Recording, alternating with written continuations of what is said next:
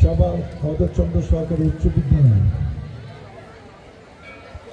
আন্তঃশ্রেণী এই ফুটবল প্রতিযোগিতায় ফাইনাল খেলা এই অনুষ্ঠানে সম্মানিত সভাপতি, উপস্থিত রাজনৈতিক দলের নেতৃবৃন্দ, এই প্রতিষ্ঠানের শিক্ষক মণ্ডলী, যাদের তত্ত্বাবধানে এই খেলাটি পরিচালিত হচ্ছে, সবার সোনালী অতীত ক্লাবের বিভিন্ন পর্যায়ের নেতৃবৃন্দ, উপস্থিত সুধীমণ্ডলী, প্রিয় ছাত্রছাত্রী ভাই বোন, আসসালামু আলাইকুম। আমি কিছুদিন আগে একটি কাজে অধরচন্দ্র উচ্চ বিদ্যালয়ে আসছিলাম। সেদিন ছাত্ররা আমার কাছে দাবি করলো যে তারা এই মাঠে একটি খেলা খেলতে চায়।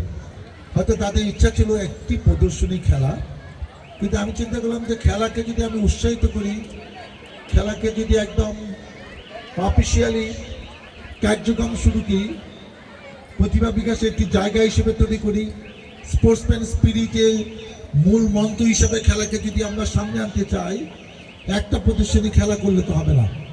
তাদের সাথে আলাপ করে সায়েন্সে দুইটি টিম, ক্লাস 10-এ দুইটি টিম, সায়েন্স এবং আর্টস কমার্সে একটি, ক্লাস 9-এ দুইটি সিনিয়র ক্লাসে সায়েন্স এবং আর্টস অ্যান্ড কমার্স মিলে একটি, এই চারটা টিমকে নিয়ে লিগ ভার্সেস খেলা হলো। মানে প্রত্যেক টিমের সাথে খেলবে।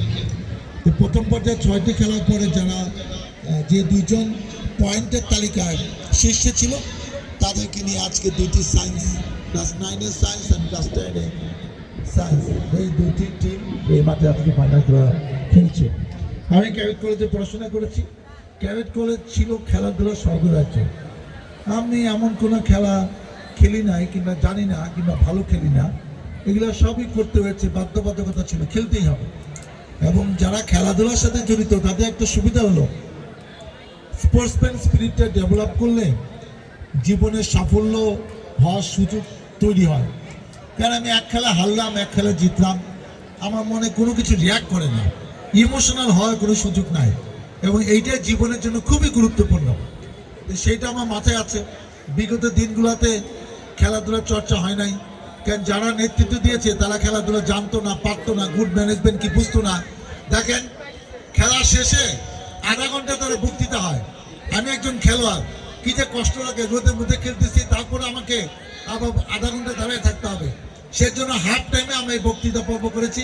ধরেন এইটাই যদি আমি সংসদ সদস্য হতে পারি, আমি ইতিমধ্যে আপনারা জানেন যে আমি ধানের শেষ প্রতীক নিয়ে নির্বাচনে অংশগ্রহণ করছি। আপনাদের দোয়া চাই, সহযোগিতা চাই, সমর্থন চাই, আপনাদের ভোটে নির্বাচিত হয়ে আপনাদের পাশের সাথে থেকে কাজ করতে চাই।